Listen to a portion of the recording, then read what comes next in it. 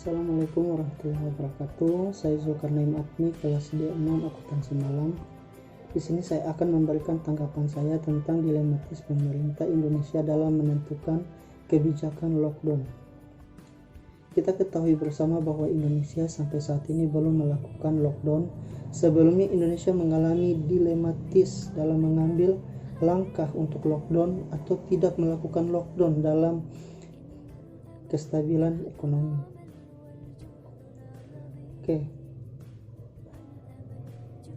Dalam upaya Indonesia sudah mengeluarkan kebijakan untuk meliburkan sekolah-sekolah dan menghimbau masyarakat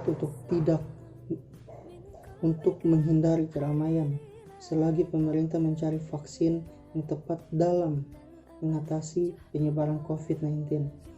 Dalam menanggapi hal ini, saya setuju dengan keputusan yang ditetapkan pemerintah, karena jika dilihat dalam jangka panjang ke depan, hal tersebut lebih tepat dilakukan. Kenapa? Karena yang pertama,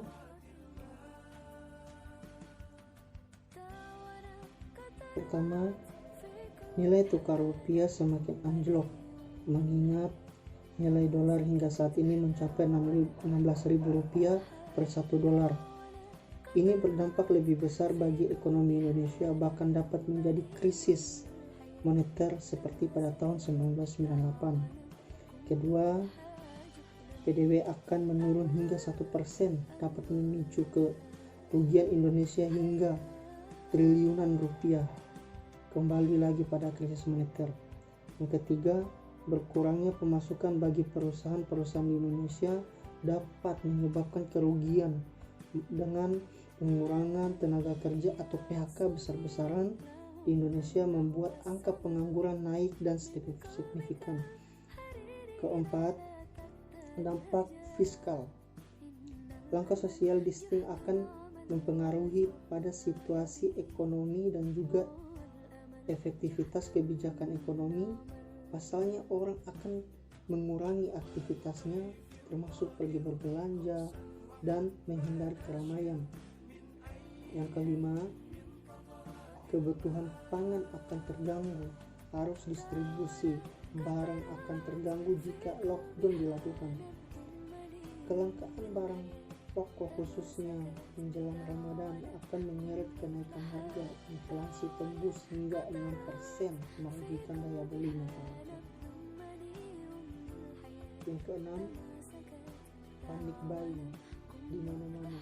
Pemerintah tidak punya pencegahan apapun yang dikhawatirkan masyarakat ini menengah ke bawah, angka kemiskinan bisa naik.